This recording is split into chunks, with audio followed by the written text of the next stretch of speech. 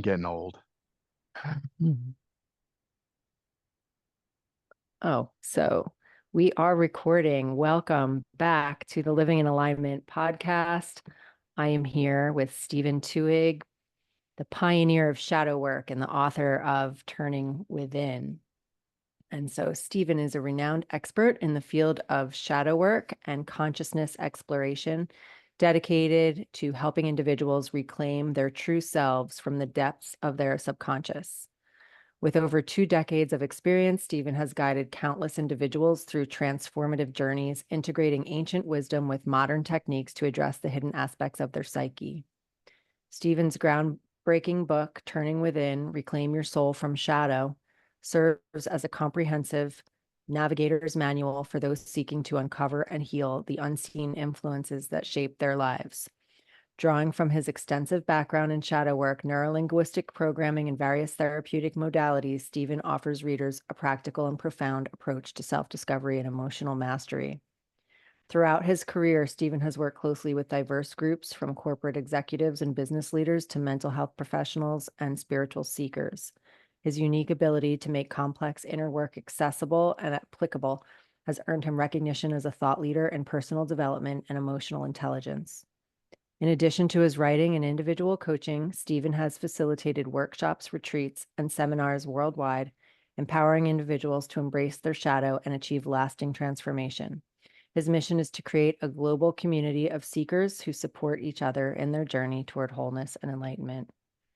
Steven's engaging storytelling, deep insights, and authentic approach make him a sought-after speaker and guest on various podcasts and media platforms. He's passionate about sharing his knowledge and inspiring others to embark on their own path of inner healing and self-discovery.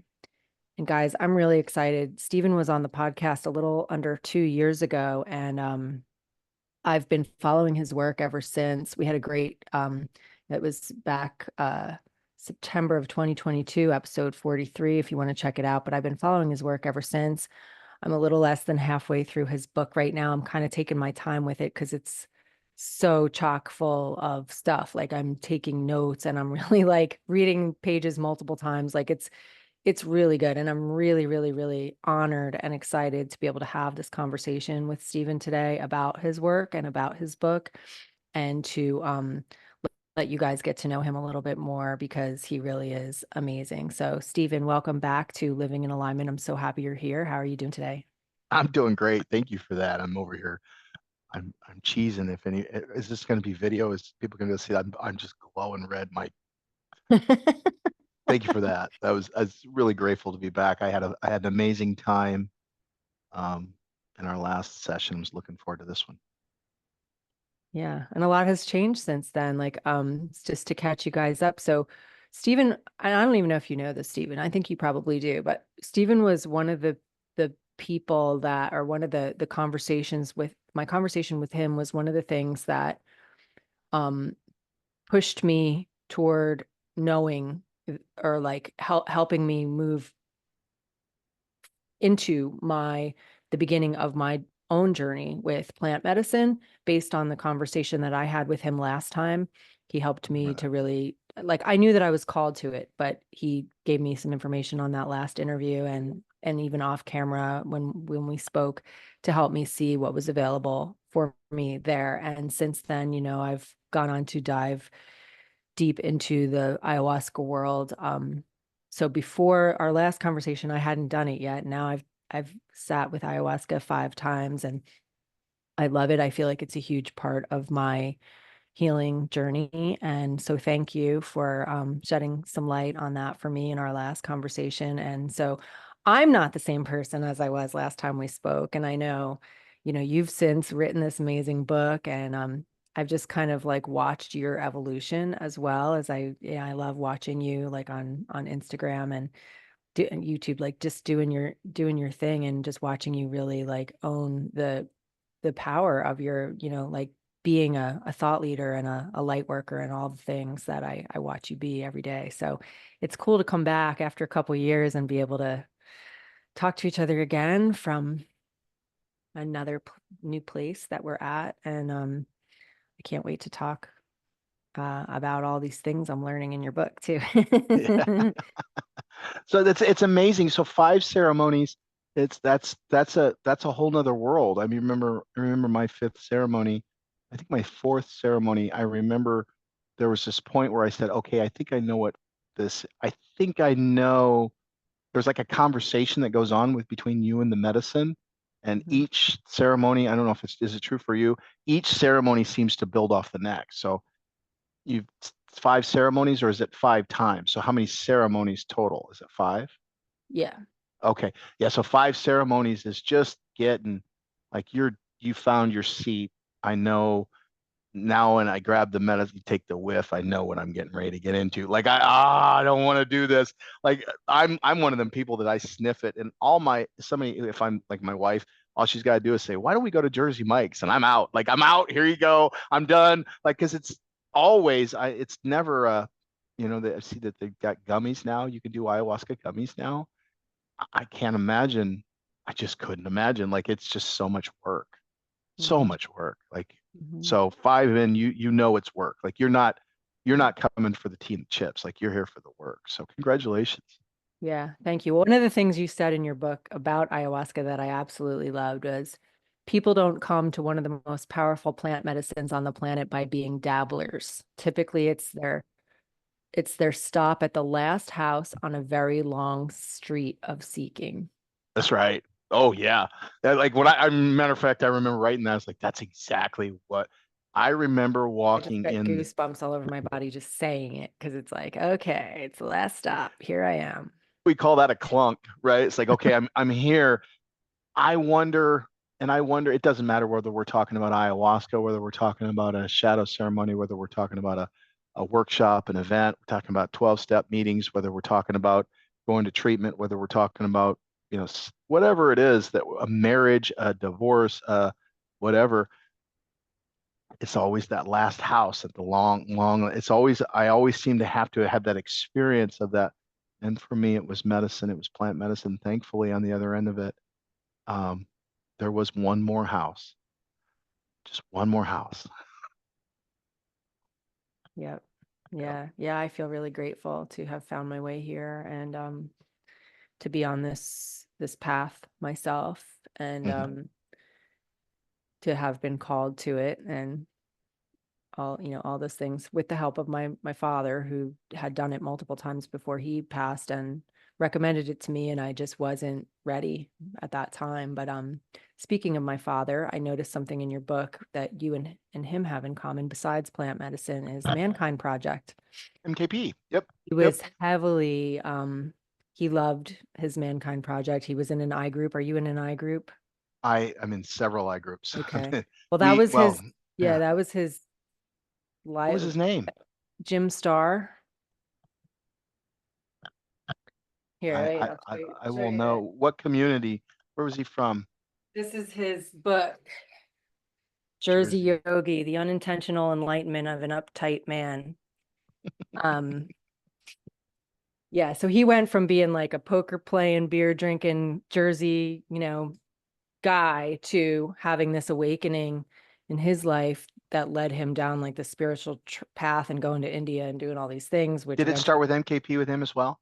Well, no, MKP came later, but it really like he was a seeker, so he was always doing the next thing that he could find to just really dive into. I mean, I'm actually learning from him now. He's not even around anymore. I'm learning more about him as I go deeper, him and I were on very like parallel spiritual. Like I would do something like I do a 10-day Vipassana retreat and say, Dad, you should do this. And then he'd go do it. And then like, stuff like that. I went and chanted in That's ashrams with him when I was a teenager. And then I continued on that path and different things. Like we did a lot of the same things, but I'm still like to this day learning about kind of why he lived his life the way that he did because I find myself going down that path more and more now myself and even like his challenges that he would go through.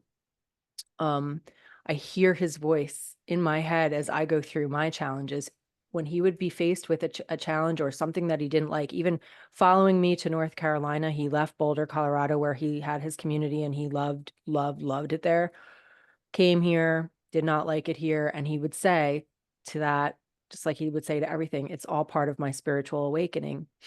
And at the time, I thought he was kidding. Like I thought he was trying to be funny. And I'd be like, ha ha ha. And now I'm like, it really is. That's what it really is. And that's why he was doing what he was doing. Yes. And Yes. Yes. yeah. But the Yes. Mankind Project, like one of the things I remember, I mean, the guy that I did ayahuasca with my first time was from his I group.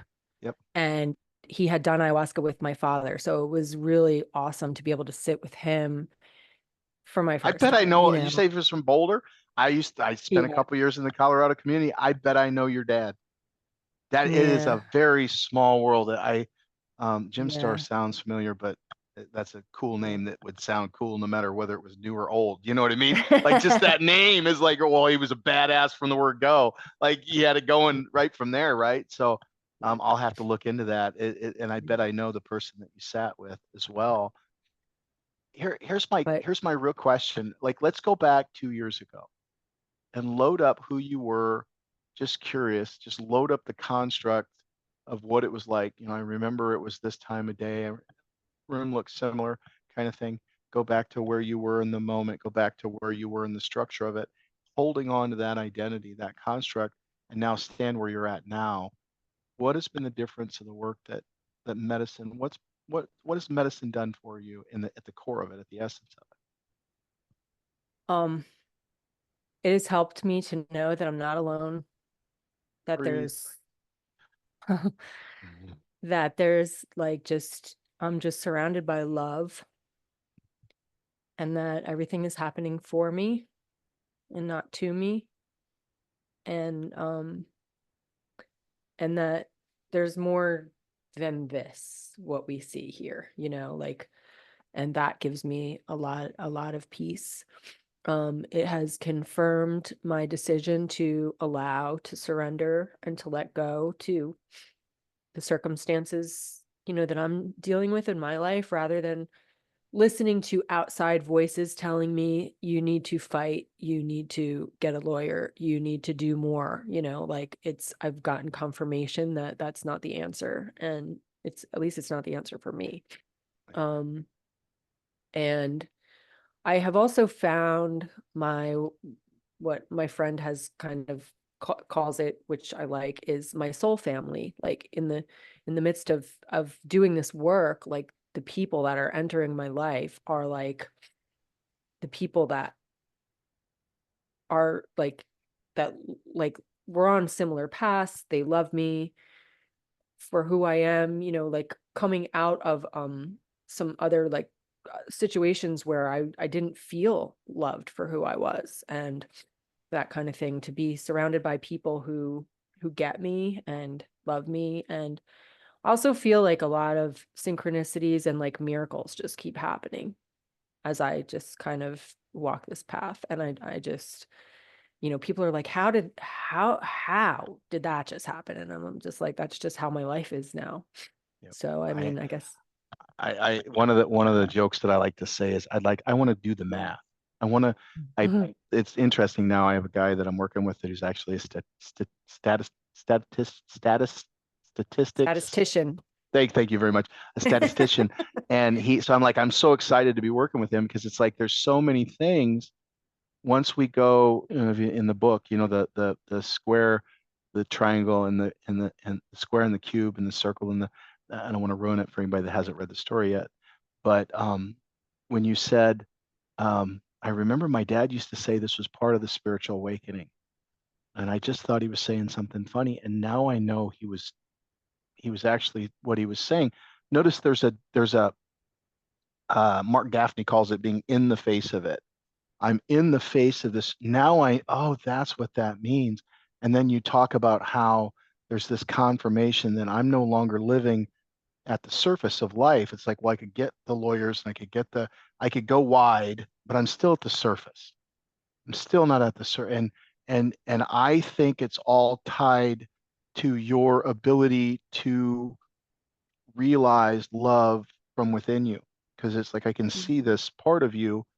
Um, I think that grief is the other side of love. That's what I think. I think the grieving process it's the awareness of love. It's you can't get one without the other. And I see this grief Right. coming through. It's like I can see something like a bubble. And in our society, we call that an emergency. We send people to therapy, we give them Right. medicine, we take that bubble and we push it back down. Mm-hmm. And shadow always has a find it'll come out sideways. It comes out sideways. And then we find ourselves in loops trying to break out of that bubble. And you found a spiritual tribe. And it's like, wait a minute, I can be loved. First, I have to accept that I'm lovable. And then I have to start to approach that love. And I can see Mm-hmm. you, I can just see it's just coming out of you. It's Yeah. there's this authenticity. There's this um, not exposed, very Vulnerability. vulnerability. Thank you very much. There's this vulnerability that I can just see in you, and um, our world has to evolve to that. We have to evolve to a way where the velocity of change is sped up. What happened is, collectively as a species, as a society, there's more happening. There's more happenings. AI, VR, all the Middle East stuff, all that stuff. There's more happenings happening now. What happened in 100 years used to take 100 years to happen, now happens every 10. What happens every 10 years now happens about every year, both collectively and in your life. There's more happening to you now, for you now. There's more novelty. Mm-hmm. Time is sped up. And if we continue to operate from these experiences that happened back there, well, it's kind of like trying to drive your car down the interstate through the rearview mirror, Yeah. and you're learning how to look at the front of you're learning how to drive.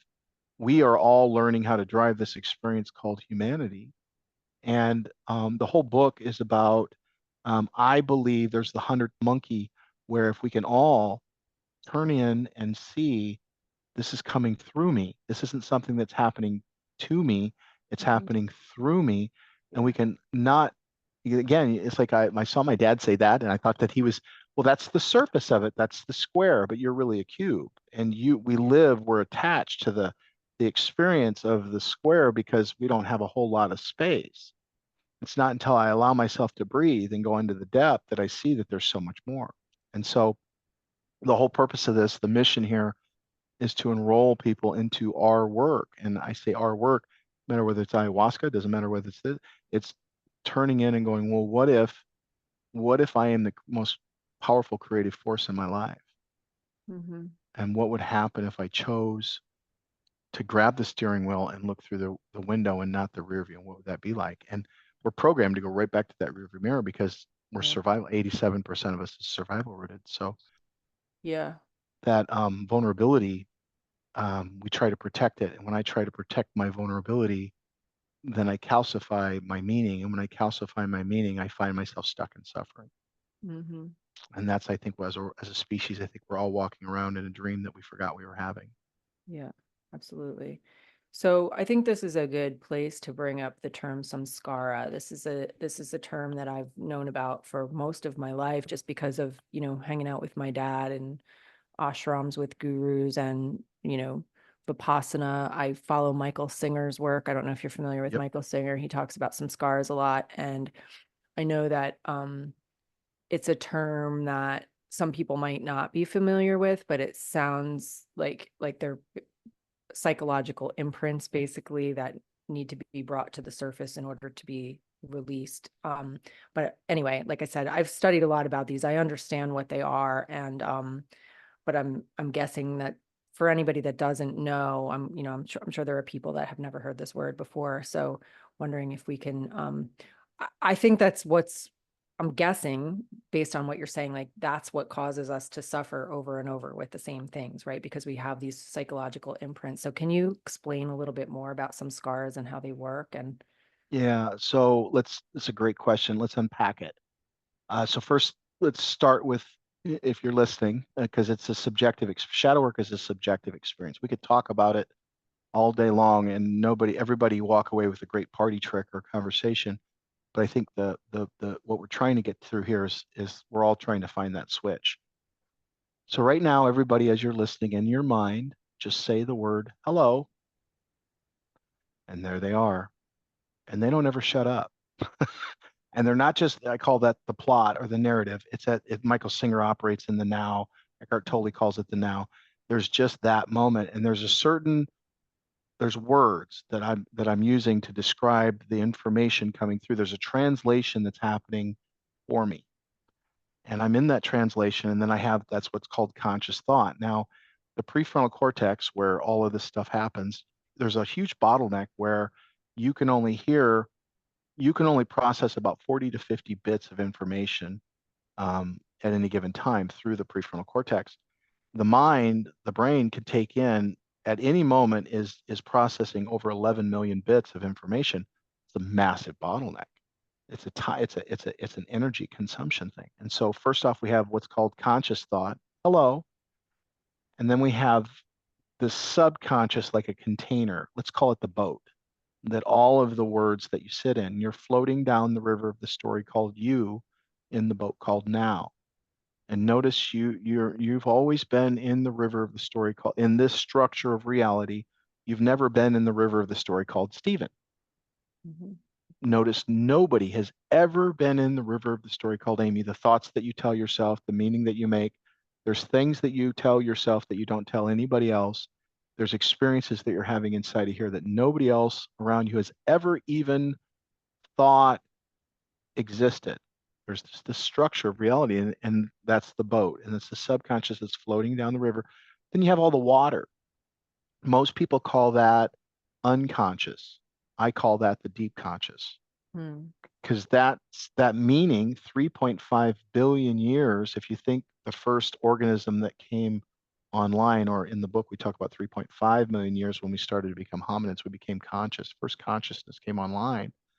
Well, that being lived and then died, and all that meaning then got passed on, person, DNA, in our DNA, in our stories, in our culture, and it was person, 3.5 billion years till we get to the story called Amy. All that stuff has to still be there. All that meaning is there. Now, if we'll just take your life, if in your meaning, when I was younger, when I was 3 years old, I was tortured by my stepmom. She beat me. She pulled my hair out. She starved me. She'd stick me in the basement during the day while my dad was gone. And if you tell anybody, I'll kill you and your sister both. So this experience of being trapped in a basement, it's 3 years old. It's pre-verbal. It's not like you can tell anybody. And at 3 years old, mom and dad are God. So I have this experience of being trapped. And eventually mom gets me out of that and I move on down the road.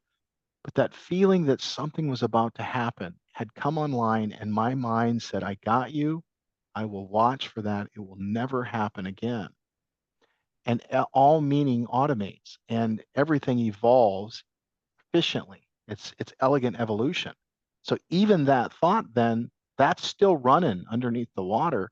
And just like a refrigerator that's humming, if you sit in a room long enough, what happens to that sound? You stop hearing it. You're right. You become ear deaf, or whatever they call tone deaf to it, right?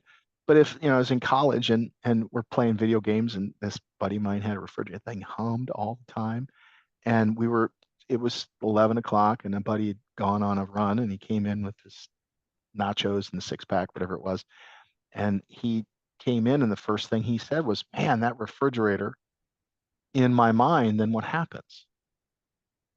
I'm going to hear that sound. Now I can hear it again. It's like, oh, that sound is like an imprint. So this imprint in me of being trapped, this samskara, this experience, what I call a construct, is running in the deep conscious, and it's running and it's trying to figure out, how is this going to happen?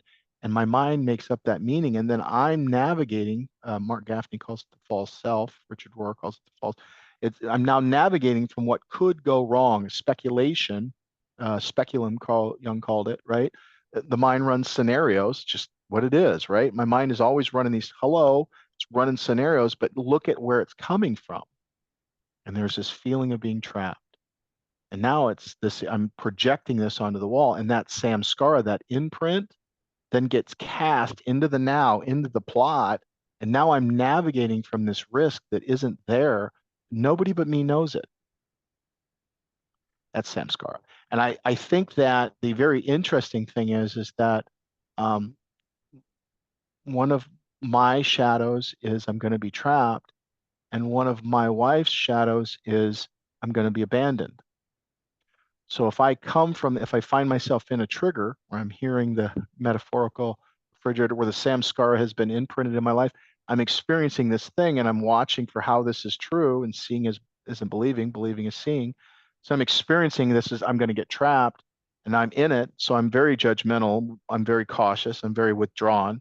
My wife sees that and she can experience, she somehow knows my breathing. Like, the people you're around intimately. Now she has to translate that. She doesn't know if she hasn't done her work, if she's not present, or if she's in her faults. Now she gets triggered, and her triggering and my triggering somehow line up. She starts to feel like she's being abandoned, and her natural reaction then is to cling. She starts to cling, and then all of a sudden, now that reacts to my "you're being trapped," and now that verifies the very shadow, the very samskara that I'm living out of. And somehow in our society, the work that I'm doing, I'm finding that there's these couplings that are happening all around. It's like the Jerry Maguire lie, you complete me. This is happening way deeper than what we know. And because it's happening deeper than what we know we are, it feels like it's happening to us and not through us. So we're just coming to this awareness of these connections and these samskaras, as you call them, right? That we're operating out of, that we're kind of floating on the surface of thought. We're surface dwellers at most. We just sit at that hello, reacting from all of this stuff that comes that's bubbling up from the deep conscious. It's like it's time to turn around and address all that and to learn how Yeah. that works. Yeah, when I did my first Vipassana, I've done a couple of Vipassana retreats, which are 10 days of silence, and you're like learning it's a Buddhist meditation technique that takes the whole 10 days to learn it. And the first time I did it, I was in New Zealand. It was really intense. It was like you can't talk at all, you can't read, you can't write, you can't listen to music, you can't play music, like you're with yourself and that's it. And you're learning a meditation technique, you're meditating about 11 hours a day, and you have a couple meals a day, and you sleep a little bit, and that's it. And so the only time that you can talk is if you need to talk to the teacher, like if you have a question. We call that And I essential remember like, silence. yeah, so I had this question came up, like what was happening as I was just like, you were allowed to walk, but you weren't allowed to exercise, like work up a sweat. Like you really just were with yourself. And so I would walk on the breaks or whatever, and I would be laying in my bed at night or whatever, and like in the meditations. But what was happening was all of this stuff was coming up that I had completely forgotten that happened in my life. Negative stuff and positive stuff. It was like the happiest memories that I've ever had in my life. I was singing at my brother's wedding. Like I had like this vision that came, like it just came back. That moment came back. That was like a highlight of my life, on top of a mountain. My brother was getting married. It was the most beautiful thing, whatever. Like I had that and I was crying. Like I couldn't stop crying. I was grieving the moments that were gone and like the happiness that I had experienced, but I was also reliving a rape that I had completely suppressed, like, just horrible things that I had completely forgotten about, certain people that I forgot about them. And it was all coming up during this process. And I could not stop crying. Like the whole time, 5 days had gone. I was 5 days in and I was just crying, like That's crying, purging. crying, like all this stuff was coming up. And I went to the teacher and I said, um, my face is a faucet. Like I can't stop crying. Like what is happening? And they don't say much, the teachers, like they'll give you just They what you never need. do. What he said to me was, purification of the mind is a very difficult process.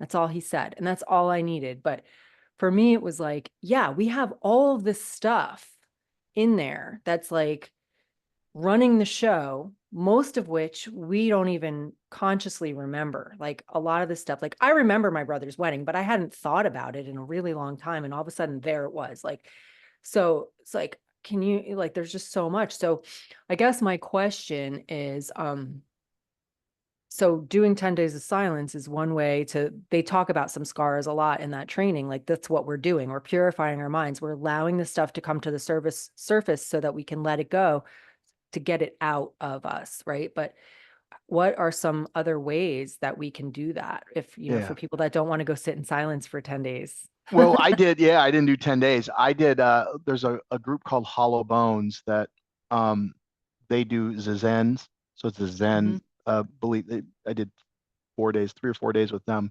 and total silence. Same experience.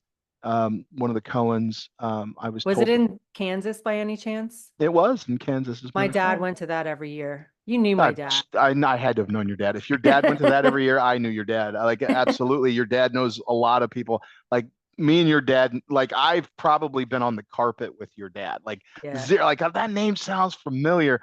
Like, Yeah. I don't know. I'm gonna have to do my research. I'm almost certain I know your dad. Like Here's almost his certain. picture. Yeah, I think I know your dad. I'm almost certain I knew your dad. Almost certain I knew. It's a small world. Yeah. But we do Anyway, this.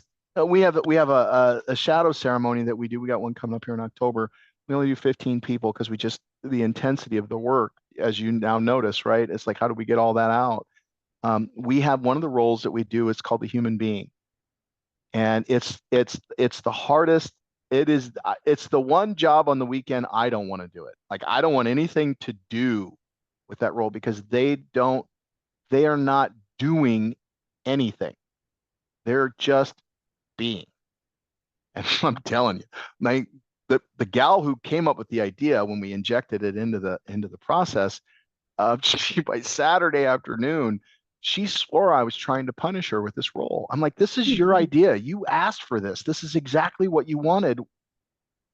You're punishing me. I'm not punishing. I'm not even telling because there's no protocol for the position. There's no pro. right. You can't. There's no protocol for being a human being, and so it's like watching, and they just go naturally go down into these structures, these samskaras, these layers of silt that this meaning that is sitting below us, and it just starts to come up and out, and it just is what it is. We shadow ceremonies, a 3 day intensive.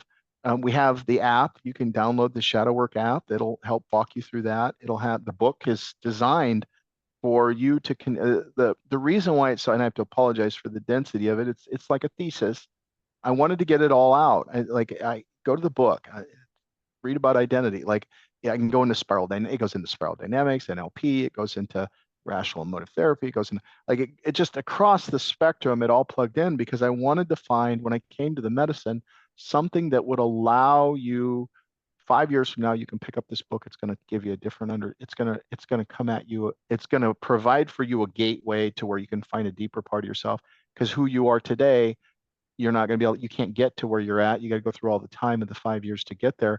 Pick up that book and it'll help you navigate from where you're at wherever you're at, right? So there are a lot, and it again, there's MKP, there's Women Within, there's the Her Weekend, there's Hollow Bones, there's Ayahuasca. You come down here and sit with us. I've got folks that we work with, psilocybin. Like there's a lot of different ways. I think that business is another way that I found. I was working with a guy today, and he was coming from he said, I have this little boy in me who wants to provide, but just doesn't feel like he's good enough. And we go in and look at his personal life, and his personal life, they were stuck in, um, she was stuck in not enough. And so she was accumulating, and he was busy trying to provide for her, but he couldn't provide for her. And then he turns to his business, and his business is going under. And once we shift out of that little boy energy, and he's able to, his, his awareness of what's possible opens up. So it's how do we get there? We decide to put one foot in front of the other. like, like there's really, I would love to tell you, like it's just one, like you said, undoing the mind, but we are at that point. We are no longer at a point to where one day it's going to be different. No, we're here. Like it's happening now. Like, and if you're not paying attention to what's going on in your life, the universe is calling us to go through this. It's not a spiritual emergency, it's a spiritual emergence. Something is coming through. I think it's genius. You know, you look at just our experience of reality, there's a certain light source that comes out of you that will never exist. It just can't ever exist the same way ever again. In this reality, you are that vibration, that there's something trying to come through you that can only come through you, and it will come through in shadow, or it will come through my allowance of this genius to come through. And I think we're just at a stage where if I can find a way to access my genius and allow myself to be here now and to be in my what I call the axis mundi and to allow genius to come through my genius, my authentic voice, right? And you allow your authentic voice, the two of us come together and we get this third, and through that, all of the sudden, like we do these shadow ceremonies, we roll out the carpet, and when we roll out the carpet starts to share with us insights that are unique. It's like we all plug in, and now another level of genius opens up that none of us could have possessed on our own. There's another level of genius that's trying to come through. So we go from individual genius to collective genius, and Mhm. that's what's happening. So it's Mhm. just a matter of whatever you're leaning into. If there's a book that you've been reading, that you've been putting off, now's the time. If there's a workshop, now's the time. If there's a conversation with a loved one that has kept us from from being the most loving, ideal version of ourselves, this is now the time for all that to happen. And it's an exciting time to be in. It really is. Yeah. Um, One of the things that I've seen multiple times in the book is you talk about how your suffering is sacred. And I love that. You actually said it's sacred because it gives you a glimpse of your divinity. Yeah. And so can you explain this? Yeah. Example, because it's subjective experience, right? I think I talk about this in the book. There was this time when I was sitting out on my back. I've been doing this work long enough to where I think the mind is trying to right itself. And when we learn how to have that conversation, and I learn how to turn within and go, okay, what's happening through me? I start to find that my suffering is by my own hand. Hmm. Um, how is it that one of the shadows I carry is um, rejection? And I spent a good majority of my life in sales. How is it that my wife carries around, I like to call my wife the angel of death, right? And that's because she's a hospice nurse, and she's the angel you pray shows up when you're crossing the veil. And one of the shadows that she lives in is terrible crisis. Now the question becomes, did I did I pick up this rejection shadow from the role, or did I take the role because of the shadow? And what we find is when we dig down underneath the water, it's like I'm creating a level of suffering that I think I'm stuck in. And I'm not only the character that's stuck in it, but I'm the author of that story. Hmm. And when I can allow myself to see the depth in that, it's like, well, do you see how you created all of that? Yeah. You're not just doing that in shadow. You're doing that everywhere. Like how we do anything is how we do everything. And when we can understand the mechanics of shadow, the squeaky wheel gets the oil. When I can see, oh, ow, ow, ow, when I touch the stove, I'm aware. Another way to look at it is at a very basic level, our eyes, when they're taking in information, they're mostly focused on how things change. So if out of the corner of my eye, if there's a movement over here, my eye's going to catch that. If it's something, but if that movement is happening all the time, it doesn't ping it. It forgets that it's there. I go to sleep to it. So Right. it's 87% of us is still structured in survival rooted thought. I see that survival and it makes my awareness locks in. And now that I'm aware, now I can do my homework. I can't do homework that I don't know is there. Yeah. And there's all kinds of algorithms that are running underneath the water that I've maintained through structures and strategies of maintenance. Most of me doesn't build the ideal. Most of me is maintaining the circumstances that I think I'm living in. And by me picking those out one by one and being aware of them, then I become equipped to be able to tend to what's going on under there. And when I can do that, I can change. If I'm not aware of it, if my wife's not there for me to project them being trapped, then I just feel trapped and I don't know why. But if I've got something that I can project it on, I can see it. That's why suffering is sacred. It's like right on the other side of that. And the other piece is when you look at, I'm going to go real woo woo on you. Let's go to the Bible, right? Let's go to When Mary saw the angels, she trembled in fear. When Moses saw God, the burning bush, he trembled in fear. Anytime you see any kind of sacredness, any divinity, there's this fear. And I Mm, started to think, well, what if, what if our true genius, what if our the real juicy juice power sits in the one place that we are programmed to avoid? mm, Because I'm going to put it in the one place you would never think to look. mhm, As an animal, we are programmed in our body in the DNA to run from fear. We're driven by emotion. We're just like a saber-toothed tiger jumped in. We had to have some kind of a short circuit, so fear takes over and I run. Well, there is no saber-toothed tiger out here. So now I'm experiencing this saber-toothed tiger, the cycle of saber-toothed tiger. And when I turn it and lean into it and I tend to that, it's like I see a piece of how I create my reality that I couldn't have seen any other way than leaning into shadow. So instead of going and sitting in a 10-day sit and sit, because I'm just not, as you can tell, I'm just not a sit totally silent for 10 days kind of guy. But if you want me to talk about my suffering, I'm well equipped to lean into that. mhm. It's at the beginning of our Monday night. We do a Monday night integration group that's free. Go to integrationsupport.org. It's free for anybody that wants to come, and we have a list of them. Um, and we begin it by, we're here to practice the contemplative art of shadow work so that we can learn how to live in story. And when you know that you're being told a story as you're living in it, that story can tell you everything about you, about your brothers and sisters, about the earth, and ultimately about God. The problem is the root word for human being in Arabic is to forget. Mhm. We forget that we're living in a story and we think that we're getting ready to die. And if I can stop for a minute and I know that I'm telling myself a story and I lean into that fear of that fractal reflection of death, which is what most shadow is, I can see something on the other side of it. Yeah. I love how uh, along this line, one of the things I wrote down out of your book that I loved that kind of is on this topic, just to give people an idea about how beautifully you write in this book and how it just makes sense. Like you said, what if few people found the path to self-love because it was on a path that they were programmed to avoid?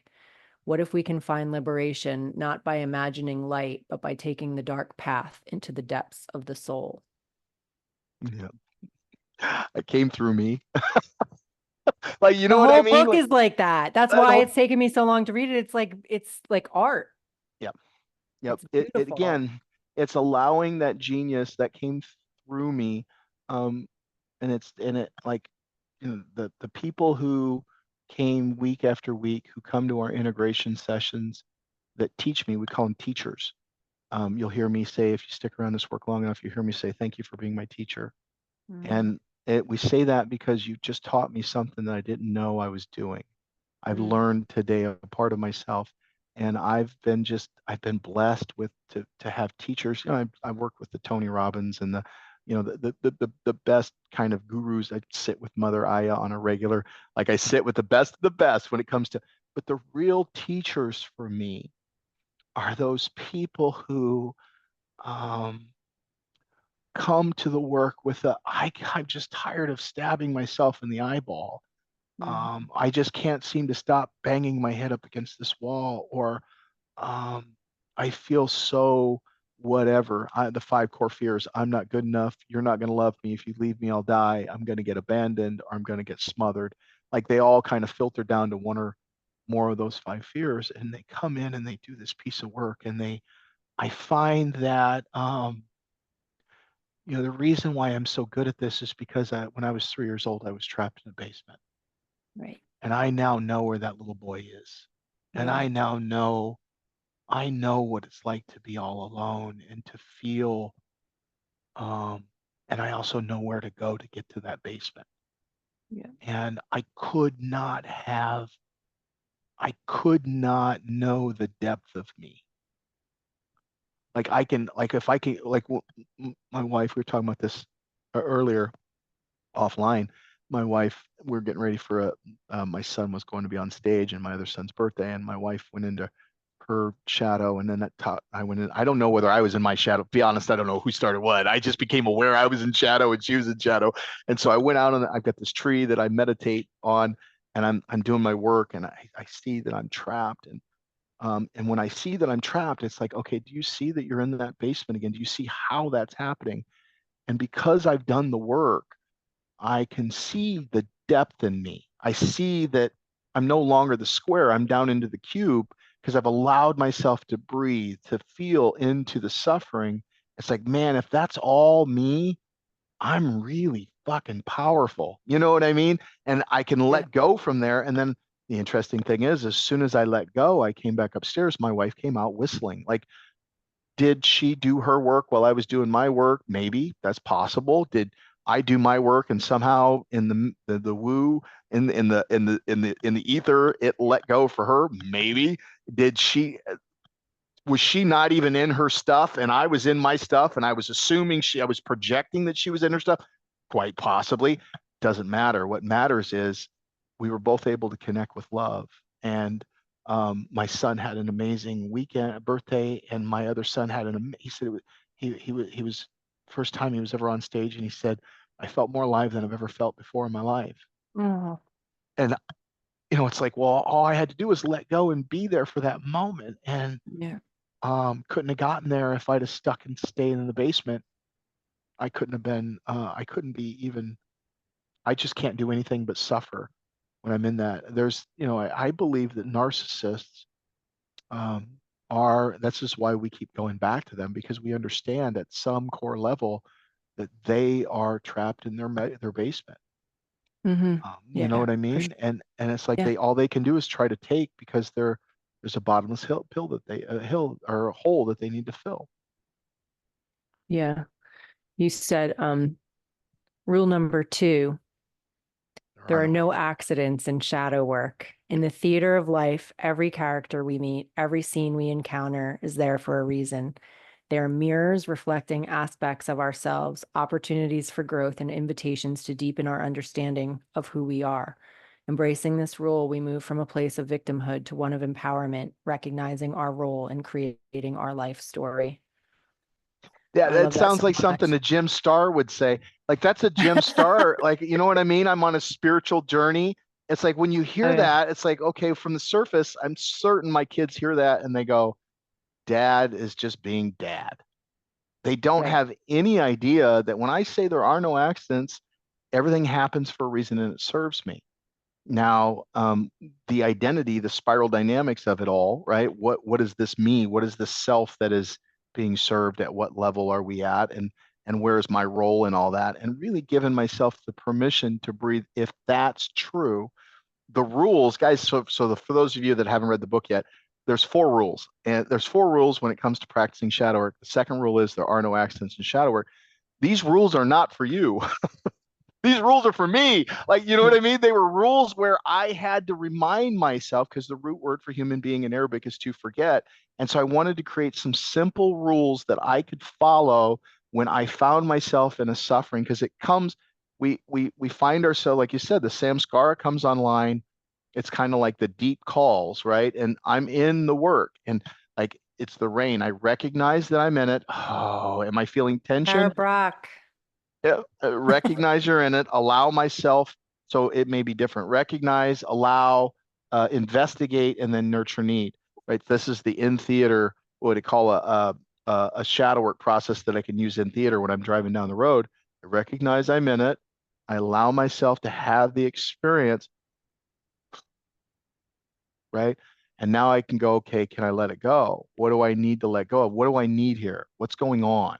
And now I can nurture that need. I'm finding a way to take care of myself because what I do, Amy, I do this. Let me speak with I statements.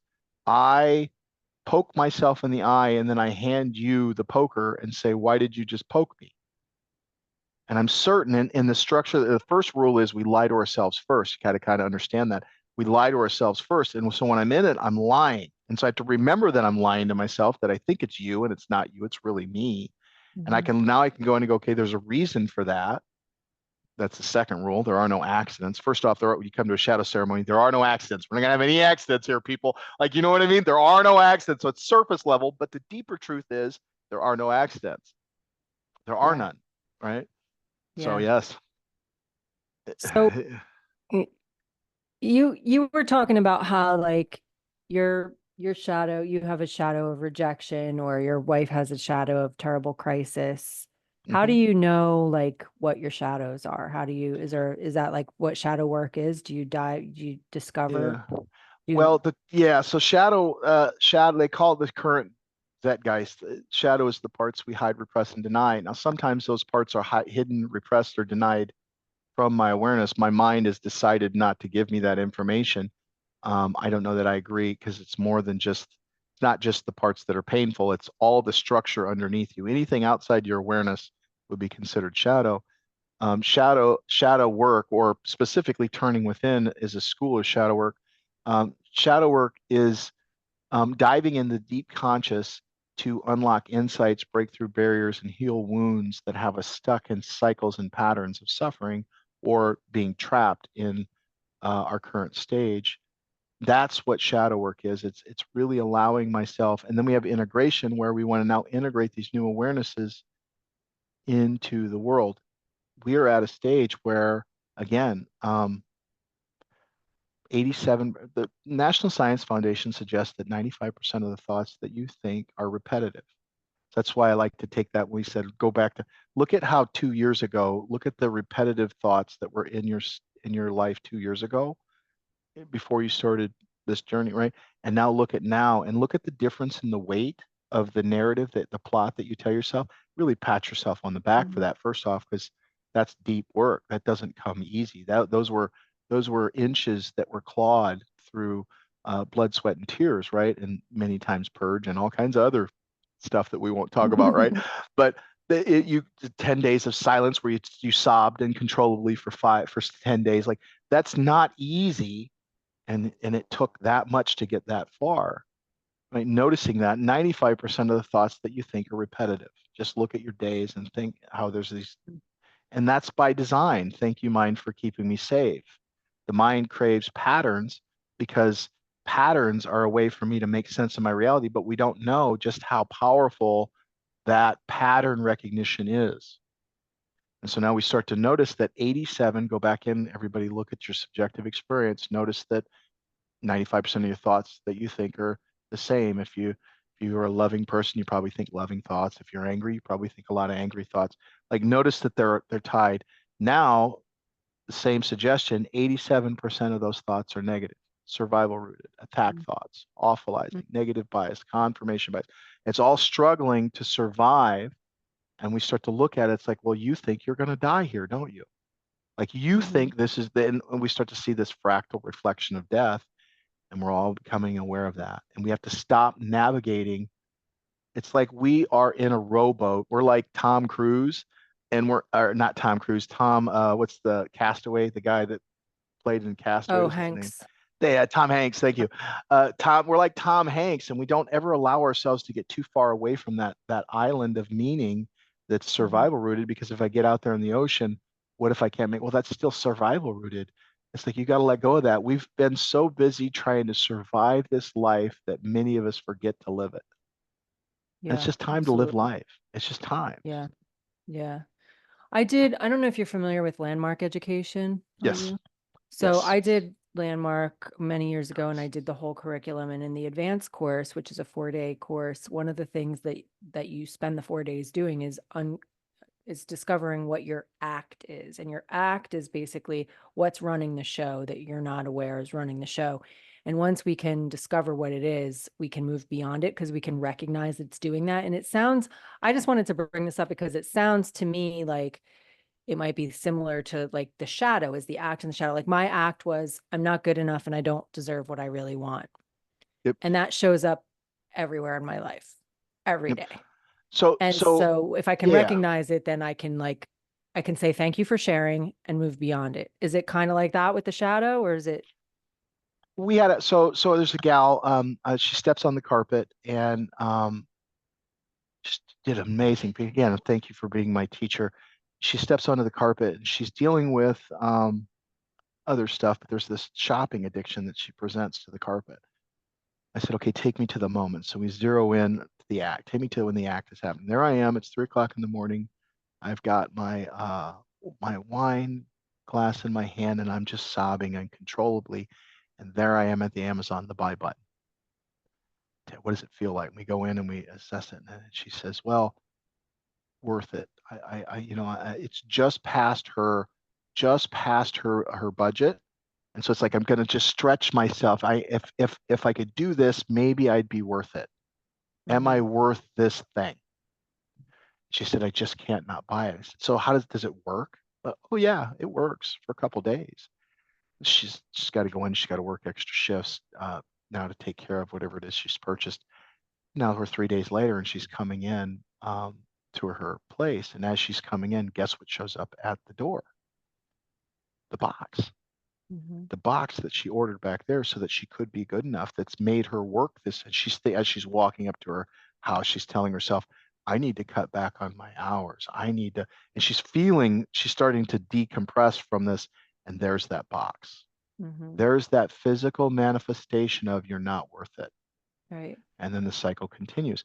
The act, I'm assuming with Landmark, we're talking, I call that story. It sits at the third facet of the construct. There's this cycle of suffering.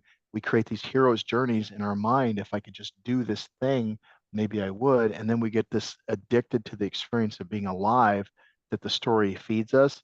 And so our mind is so advanced that it's trying to purge out these experiences that we've been holding on to and navigating that are causing us to experience suffering, but we don't know that's what's happening. And so Mm-hmm. it spits it out in Landmark, they called it an act. And now we're stuck in the structure of the act. We're stuck it's like the difference between being in the car, having a conversation with somebody and being outside the car as it drives by. When you're in the act, again, it's recognizing that you're in it so that the beauty of the Landmark is becoming aware of the act that you hold on to. We always say tend to your shadow. You have to take out a little sticky note, keep it in front of you. I've got several of them that I keep. And again, one of the axioms of shadow work is if you miss by an inch, you miss by a mile. So if I've got a shadow back there, it's not good enough. Is it not good enough or is it too much? No, it's too much. I'm too much. Notice there's a big difference between Yeah. feeling not good enough and feeling that you're too much. And many times people will just jump to that not good enough because that's the standard. It's safer for me to experience that. It's you're feeling not good enough than it is to know you were told you're too much. It's Mm. like, and then all of a sudden we start to, I call it a clunk. You start to feel this, oh, ow, yep, that's it. Keep going in there. And we kind of Mm. chase that thread, and a thread turns into a string, which is attached to a rope, which is attached to the chain. You yank the chain, the anchor comes up, boat leaves the harbor. And now we start to understand how we got stuck there and what the structure of it was and why that act got created and how we as an individual recreate that act externally in the world that we're in. It's like, you see all that? Yeah, you do all of that. I do all of that. Yeah, you do. I'd have to be really powerful. You would. And you would have to forget how powerful you were to go into that act. That's the thing. That's the Mm-hmm. beauty of it here is you're I'm doing this thing to myself where I feel not good enough and I experience this existence of not good enough. I'm doing that to myself. And why? Mm-hmm. I believe that the purpose of life is to purpose. It's Yeah. purpose. And I create a purpose and then I hold on to that. And we are, um, I believe, the pen, we're the ball on the ballpoint pen of creation. And our life Mm-hmm. is the stories we're writing, and there's genius coming through there. And it's coming through whether I'm conscious of it or not. And when I know Mm-hmm. what it is, one of the axioms is if you miss by an inch, you miss by a mile. I go, oh, you feel that clunkiness? Yeah, okay. Anytime you come from that spot, you're probably in shadow. Anytime I Mm-hmm. make the decision that somehow you're telling me I'm not enough, probably in shadow. I have a reject in me. Like the sun is going to come up tomorrow. I'm waiting for you and their listeners to just reject me. I'm certain that these ideas are crazy. I'm certain that there's a level of insanity coming through me that once you knew it, you would reject me. You're just waiting to turn the dial off kind of thing. And when I allow myself to feel that, it's okay, buddy, it's not true. I get some deeper awareness of what I should be doing in the structure of now that I couldn't have gotten if I had unconsciously avoided it. And my Mm-hmm. mind wants to, it's programmed to avoid it. So again, it's like, what if our power hid in the one place that we were unconsciously programmed to not go? And we're leaning into that ever so subtly. And it's like we're all waking up. And it's like, as I do this work in here, somehow out here changes. Mm-hmm. Somehow. It's like, no, this is the third rule. Every charge begins and ends with you. It's actually your reality begins and ends with you. And I have to be willing to swallow that pill on a Mm-hmm. regular. Like on a regular, right? I'm not, you guys need to know if you come to work, like I am not a guru. I'm not a therapist. I bump my head up against all this stuff and I've done it so many times. I now notice there's something right there that you have to duck or you're going to bang your head. And that's the value. And I need people around me to remind me to duck because I Mm-hmm. forget. I have this teacher that helps me with, like, I'm very intuitive and I like to trust my intuition and follow, my the guidance and stuff. And one of the things that she always says is if it's not calm, cool, clear, concise, emotionless and based in love and expansion, it's not your intuition. Yes. And so like it sounds like if it's anything other than that, it's your shadow, right? Like kind of. I have this exercise. So everybody right now in your head, you all said hello, so you know there's a voice up there. So right now, Amy, just in your mind, I want you to repeat these words and whatever and what we're listening for. We're not listening for Kool-Aid Man, right? Because that's what I'm always listening for.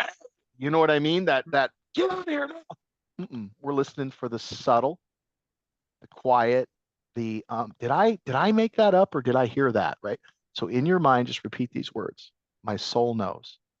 And then listen. What did it say? What did it say? What did it say? It said, "You are loved." You are loved. Do it again.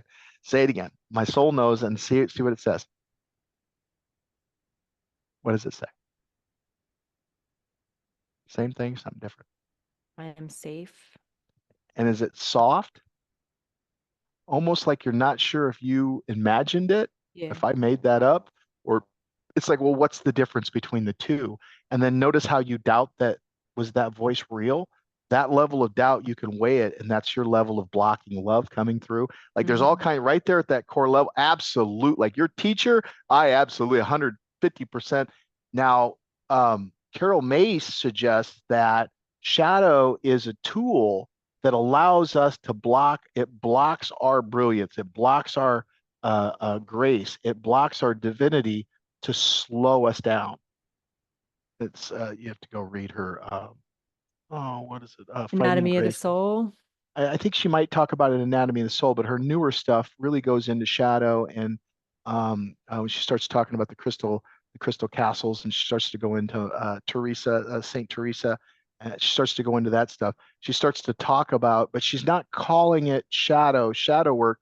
You go into the Gnostics and you find it. You go into the Rumi and you go. He talked about it. You go into like you talked about Buddhists. There's a book called Feeding Your Demon.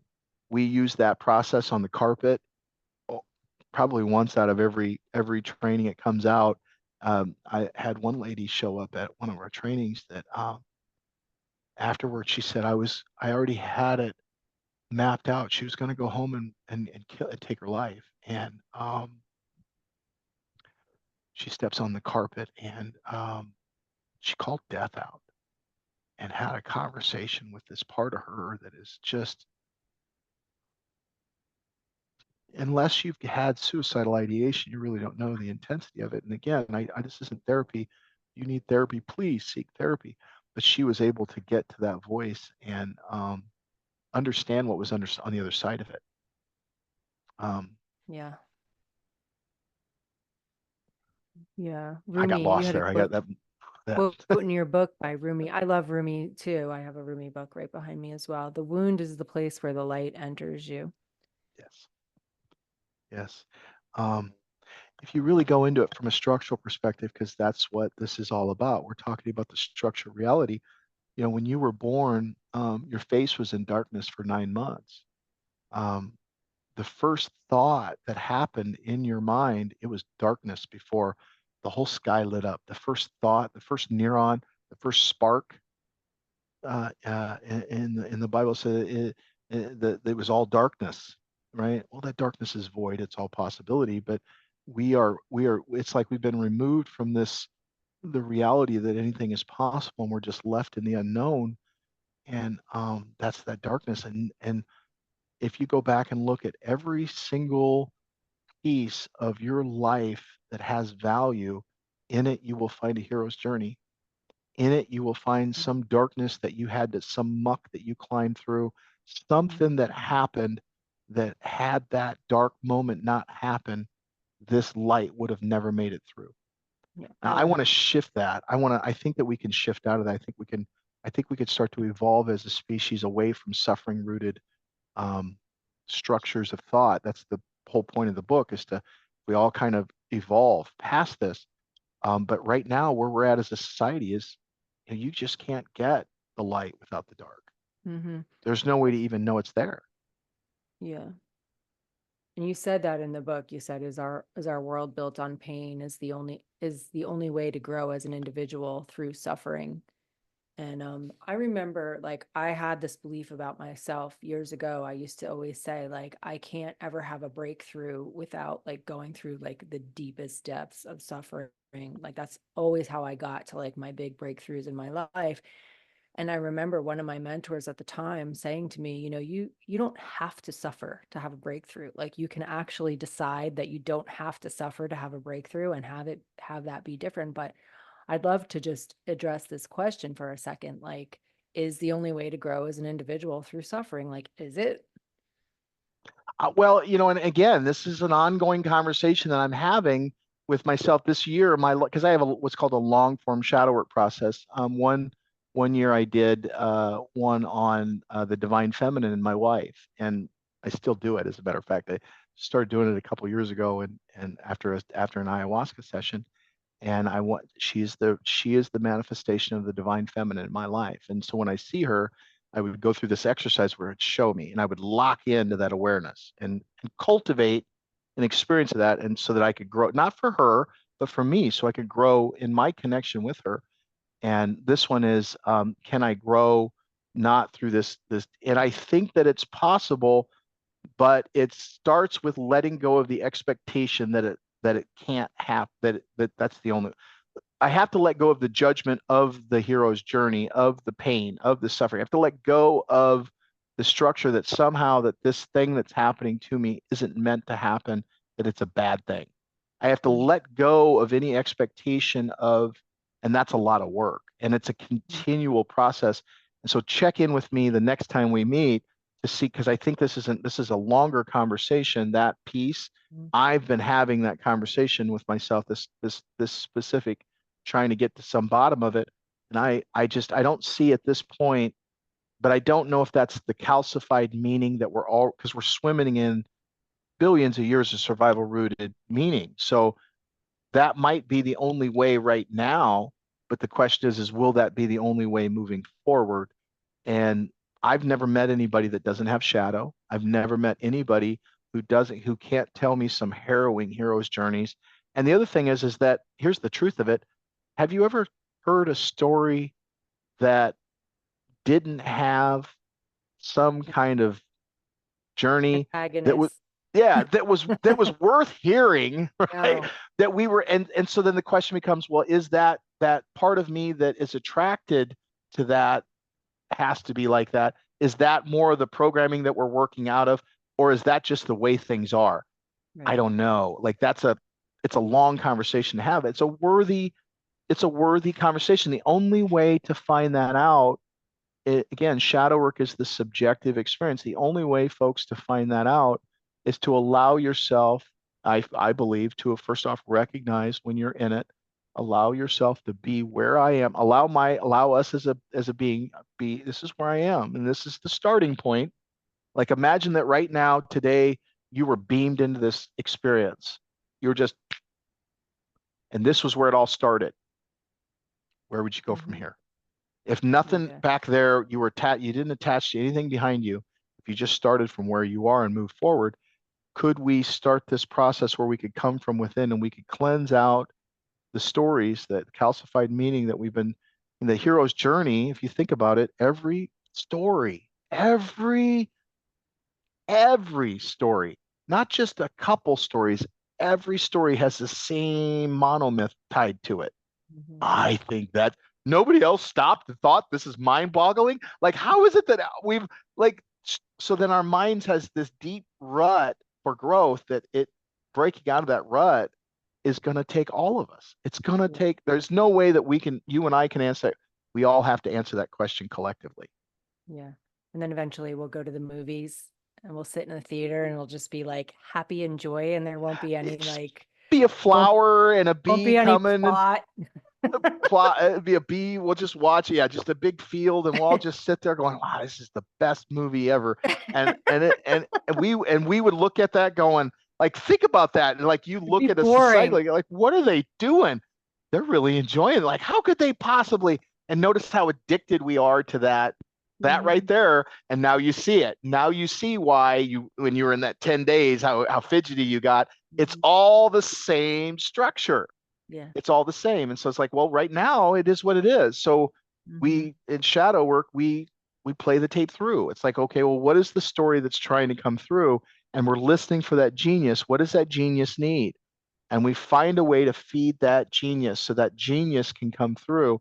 And when that happens, the person is more awake, they're more aware, they're not operating from those cycles of suffering, the button in the box, right? They're not stuck as much. And when they're in it, they know this is sacred.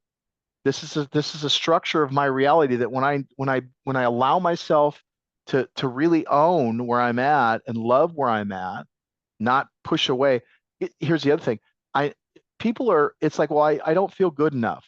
Notice that it's not the part of you, the suffering doesn't come from the part of you that doesn't feel good enough. The suffering is coming from the judgment that you're holding that's judging that part of you as not good enough. Right. It's not the Mhm. part of you that doesn't feel good enough. That part of you isn't even in communication with you. It's a whole bunch of information that you've been detached from because you're judging that part of you as not enough. It's not our it's not the parts of me that are in the mud. It's the part of me that looks at me and said, "You should have known better." Mhm. That's the part of me causing the suffering.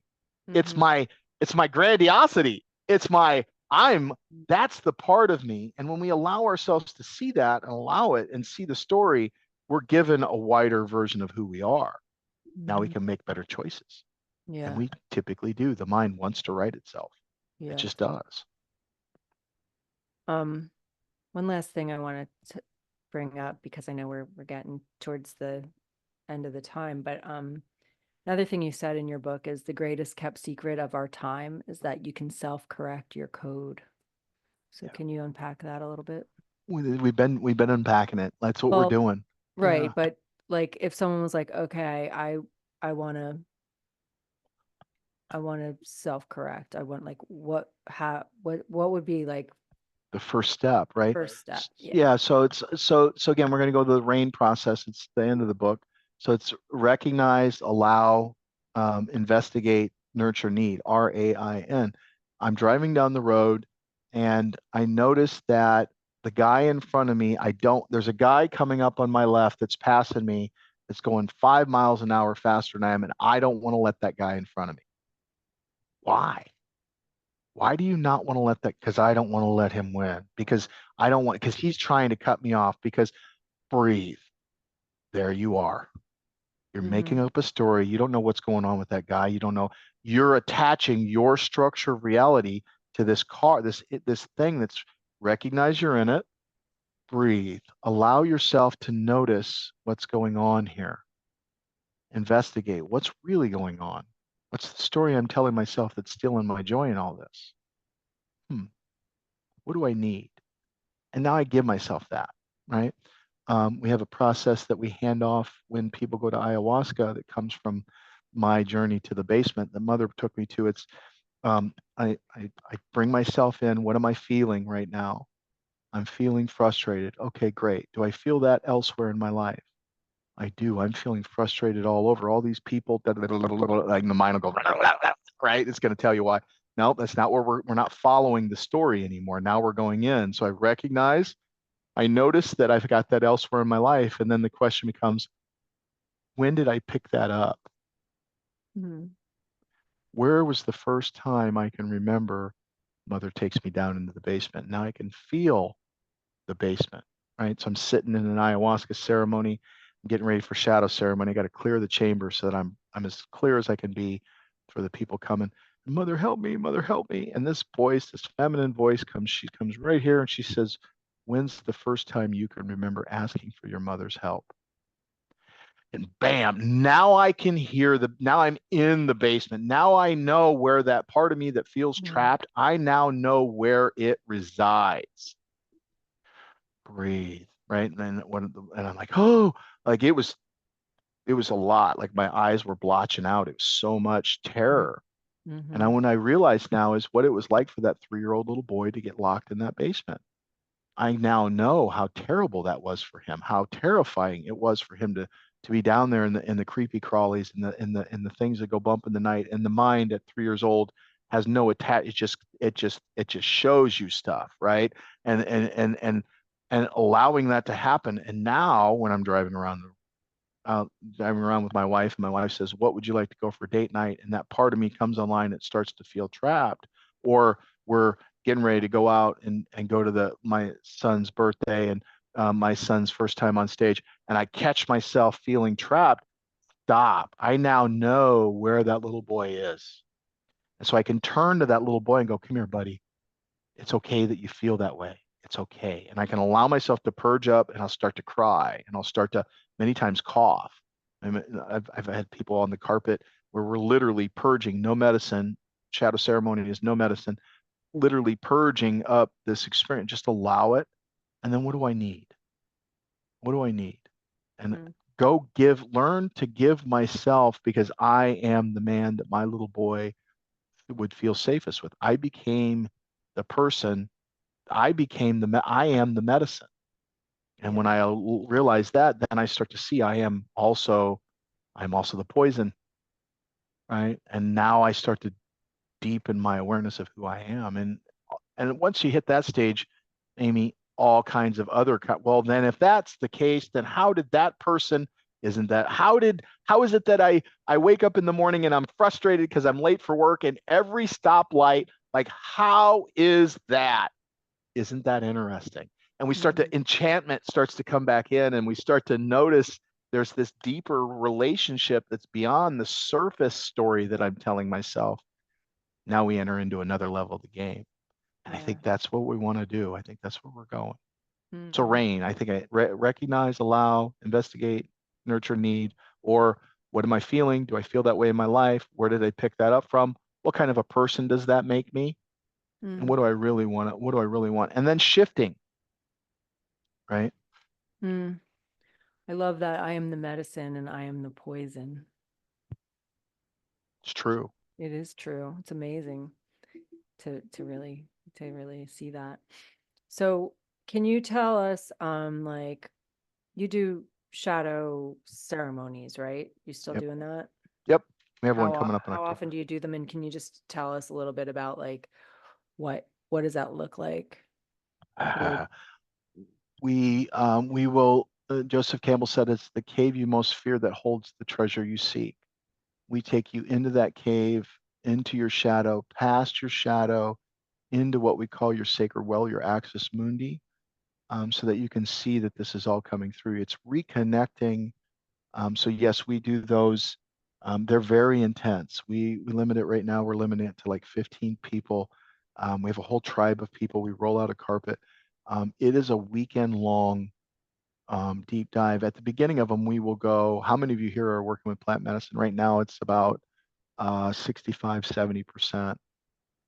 We've got doctors and lawyers, and we've got attorneys, and we've got police officers, and we've got all kinds of different people that are through it. But about 60 to 70% are working with plant medicine. And then we'll ask afterwards, how many of you I have them all raise their hands. How many of you went to the same spot? Many of them will say that we've not had one person say that it wasn't the same spot. So no matter, like, you're going to find that this is exactly the same work. It's the exact same work as plant medicine. The difference being that we have found a way to follow certain architecture that exists inside the structure of our reality that is across, again, the hero's journey exists across the board. Doesn't matter who you are as a human, you've got that embedded in you somewhere. All we have to do is ping the story facet of your construct and it will light up, it'll echo something inside of you. And we just ping all seven facets and it lights up this awareness in you that says, this is where you're really at, so that you can learn to navigate from your center. And so we start at Friday around noon and we get done Sunday around 4 after we come out of the well. And again, it's the real deal. Like, it's intense. There is no hold bars, and you will go to that part. And the only way out is through. Mother teaches us the only way out is through. So we're going to go through the thing that it is to find what's on the other side of it, so that you can reclaim your genius and your power that's trapped in shadow. Mm. We're doing them right now in Orlando and some are in Houston.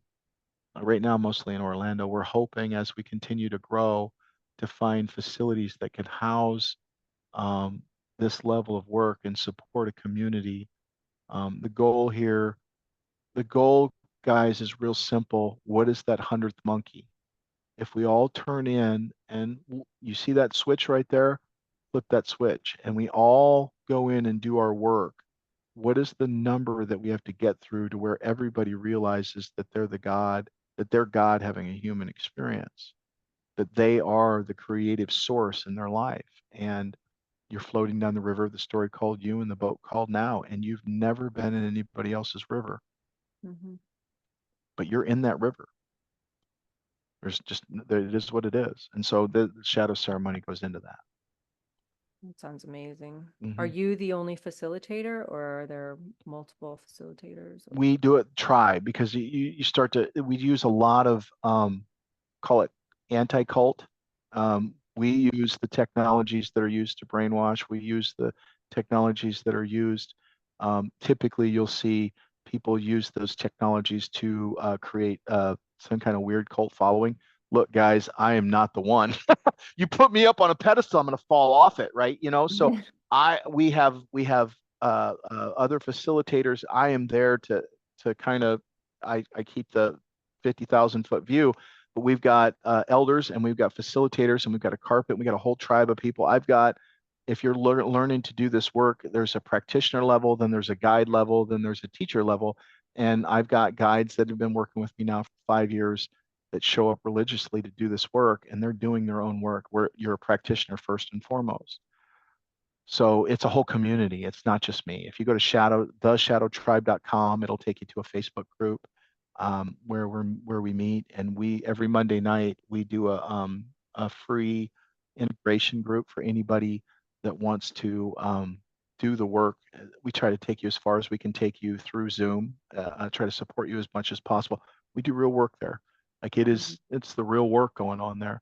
Then Mm. we do shadow ceremony, and then we have a thing called Age, which is advanced guide education. We got one of those coming up here the beginning of next month, where we we run a bed and breakfast and we just tear in, like, people put on their pajamas and here we go, and we dive down in. And um, I am grateful that I've found a community of people that are, like you said, you called it your soul family. Mm-hmm. To have found a community of people that are committed to looking and supporting that process. Yeah. And through that, we've developed a container that I believe is unlike any other. But again, it's my soul family. And if you're looking for that, we definitely have that.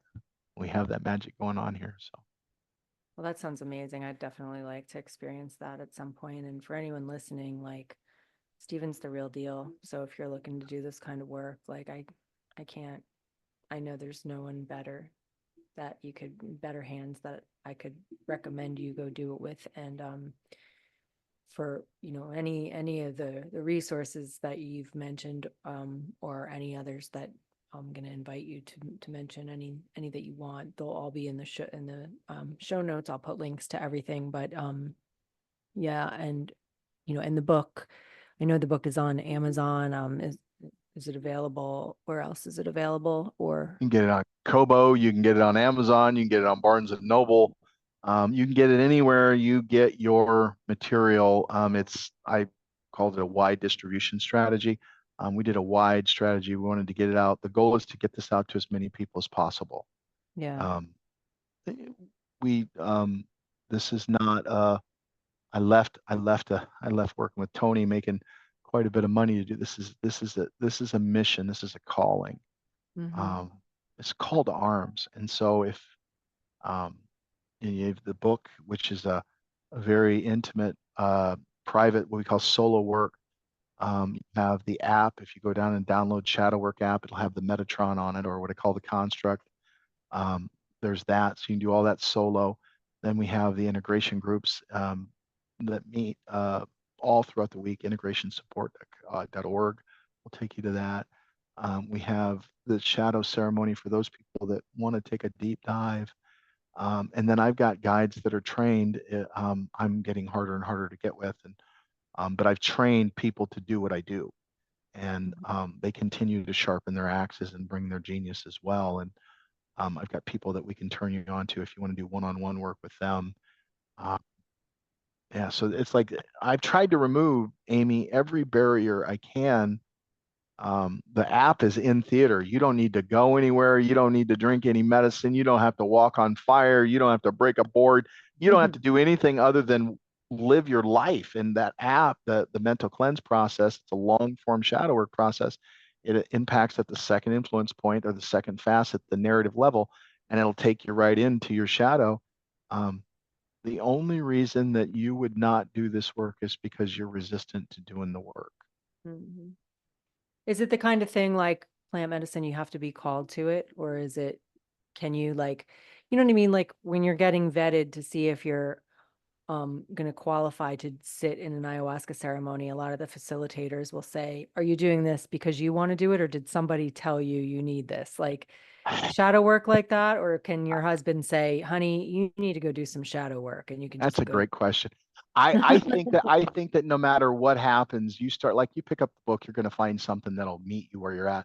But at the end of the day, I've got to be again my axis mini. The question I would have is why are you like why is your in-law, why is your mom or dad, why is your wife, husband, whatever telling you or else, and why are you not able to self-actualize and stand in your own 2 feet and make your own? I we always it's always a subjective experience, but we have had people that have showed up um, that are just doing it to appease somebody, and they won't fully commit, engage. If you do the work, you're going to get insights. There's no way you can't. Hmm. It's kind of like here's the best way to explain it. It's like, well, um, let me leave you with this. If I could show you without a shadow's doubt the purpose of humanity, would you believe it? It's like you think. And I go, okay, well, does a tree ever try to not be a tree? It's like, no, it's always being a tree. An apple tree doesn't ever try to make oranges, doesn't it, Amy? You know what I mean? A dog doesn't ever try to be a cat. My dog pretends that he's a cat, but that's another conversation, right? Buddy's just buddy. So a thing is what a thing is. And I started to think to myself, well, what if that were the same for humans? And I started, holding on to what we do here at Shadow Work. Um, we have a couple. My girls, they had kittens. You don't ever buy animals for your kids for their birthday. That's a terrible idea. You'd think I'd know with 7 kids, but we got kittens, and you see these kittens, and what do they do all day long? Well, they're chasing each other and they're hunting. What are cats bred to do? Well, they're hunters. They're predators. So then I go, okay, well, what do little humans do? And what do we tell humans, little kids to go do? Go play. And remember what it was like to be a kid. You would go in and you would go, okay, I'm going to be the cop, you're going to be the robber, and Gina, you're going to be the lawyer, and Jill, or maybe not like that. But notice how if somebody didn't pretend the way that you're not, that's not what's going on. You're not playing. We didn't even need to really break down the rules. We all knew how to pretend. Like we knew in our core, we knew how to pretend. And what was that? We were making belief. We would hold on to a belief that we were something, and then we would act as if that were true. Now, to really, again, yet subjective, you have to go back and remember what it was like to pretend. How are you doing anything else differently with your suffering? You're pretending. You're holding on to a meaning that you forgot you were holding on to. You've gotten so good at making up reality. We as a species are so good at making up reality that we forgot we are walking trees, and the fruit is belief.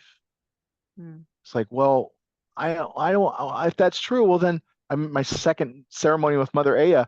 I'm like, well, then why do we suffer? I remember just bawling. I'm like, why do we suffer if I'm God having a human? Why am I?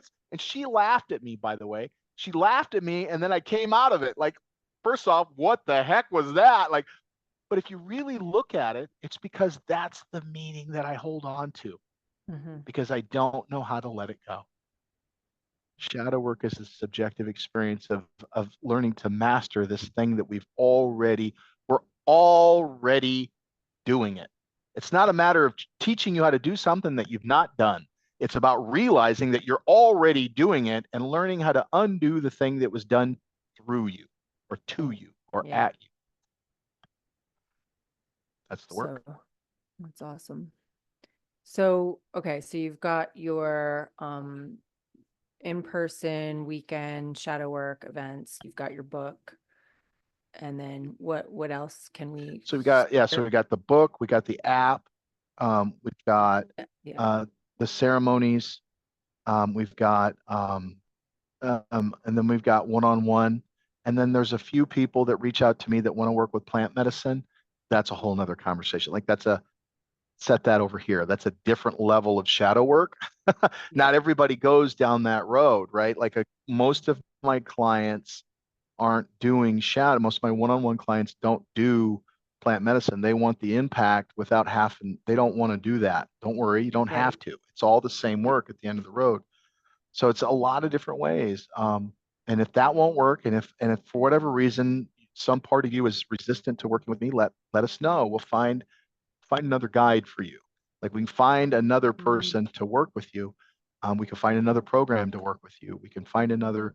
Um, don't allow my flatness, the surface of me, the square of me, to get in the way of your cube.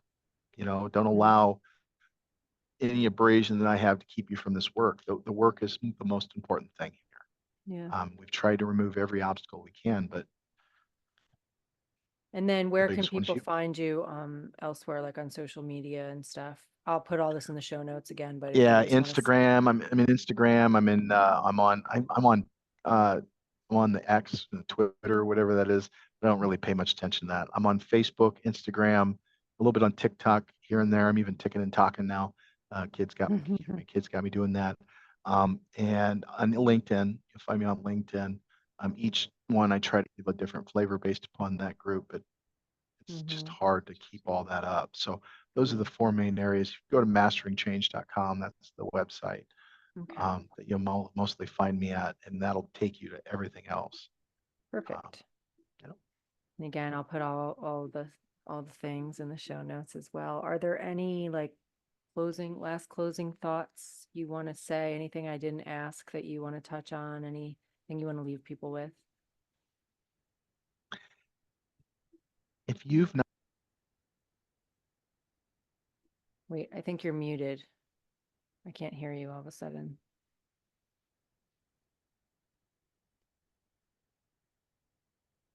I still can't hear you. Yep, you can hear me now. Yes, I can hear you now. There you go. So if you've not heard yet today, I love you. I love you. Um, how do we get from here to there? That was the question that I had for the medicine. How do we get from here to there? It seems like such a little distance, but it seems like we've got yet so far to go. And what if your work was worthy? What if your suffering was sacred? What if you were divinity And the place that you could see it was that place where you resist your humanity. Find the place where you have shame in yourself and learn to love that part of you. And in that, you'll see God. I love that.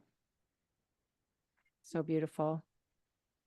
Thank you so much, Steven, for being here. And like I said, we might have to have a part two when I read the second half of your book, because there's just so much in there. And it's just so, like, for me, this is a big part of, my path and the things that I love to talk about. And I feel like part of my purpose on this earth is to help other people find modalities like shadow work, like plant medicine, like the things that have helped me, because I feel like a lot of people, I actually know some people that I'm really close to that turn to pharmaceuticals for help with the things that this type of work can really not just put a band-aid on a symptom, but really like can really heal people. Has really healed me. I mean, I'm not healed completely, but it's helped me a lot in my healing journey. And I just really want to be, I just really want to help people find this type of work in any way that I can. So hopefully we can have another conversation down the road. And I'm really looking forward. I'm loving your book. I'm really looking forward to the second half. And yeah, I'm going to try to show up at one of your retreats one of these times too, and just Right. do the Let me full. know. Let me know. We'll do the do. It's October 4th through the 7th, I think is the next one. Okay. It's coming And up. It's that's in Orlando. it's in Orlando. Yep. Yep. Okay. All It's right. intense. It's worth it. We'd love to have you, that's for sure. So Yeah. thank you very much for being who you are. Um, Amy, listeners, thank you for being who you are.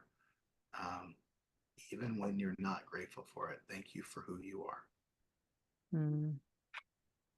All right. Well, thank you, Stephen, for being who you are. And guys, definitely, if nothing else, go follow him on Instagram. His content is life-changing. It's so good. Such a Thank you. genius. It's just really good to see someone living in their genius. And you are an example of that. So go follow him on Instagram. I'll put all the links in the show notes. Thank you so much for listening, and we'll see you back here in the next episode. Bye for now.